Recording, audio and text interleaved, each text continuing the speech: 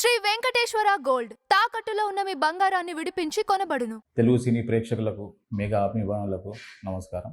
మా ఎస్విసి సంస్థకి రామ్ చరణ్ గారికి చిరంజీవి గారికి ఎంతో అనుభవ సంబంధం ఉంది. మా ఇద్దరి మధ్యలో చరణ్ గారికి నా మధ్యలో మంచి రిలేషన్షిప్ ఉంది. నేను అభిమానించే హీరోల్లో రామ్ చరణ్ గారు ఒకరు. ఆయనని అవమానపరచడం కానీ ఆయనని కించపరచడం కానీ నా జన్మలో నేను ఎప్పుడు చేయను. నేను ఇచ్చిన ఇంటర్వ్యూలో ఆయన గురించి చిన్న మాట దొర్లినా అది నా తప్పే.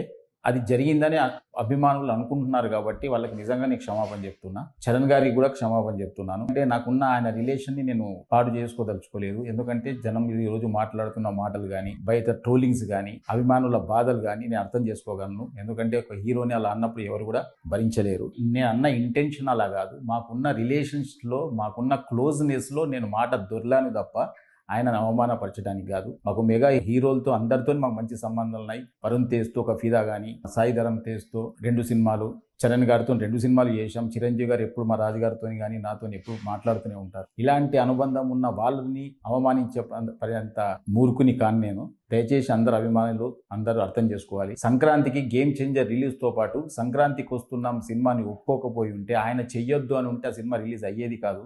ఆ రోజు ఆయన మనసు గొప్పది కాబట్టి ఆ రోజు ఇబ్బందులో ఉంటారేమో ఫైనాన్షియల్గా అనుకుంటూ కూడా ఆయన, ఎందుకంటే పెద్దగా బడ్జెట్ అయిన సినిమా కాబట్టి మీరు మంచిగా దీన్ని కూడా రిలీజ్ చేసుకోండి అని ఒక గొప్ప మనసుతో ఒప్పుకున్న వ్యక్తి ఆయన. ఆయనను ఎందుకు అవమానపరుస్తాం? దయచేసి నేను ఆయన మాటలు కానీ అపార్థం చేసుకుంటే ఫ్యాన్స్కి అందరికీ నేను క్షమాపణ చెప్తున్నా. దయచేసి మా రిలేషన్ పాడు చేయొద్దు. మాకు మళ్ళీ నెక్స్ట్ ఒక ప్రాజెక్ట్ రెడీ అయింది. నెక్స్ట్ చరణ్ గారితో సినిమా తీయబోతున్నాం.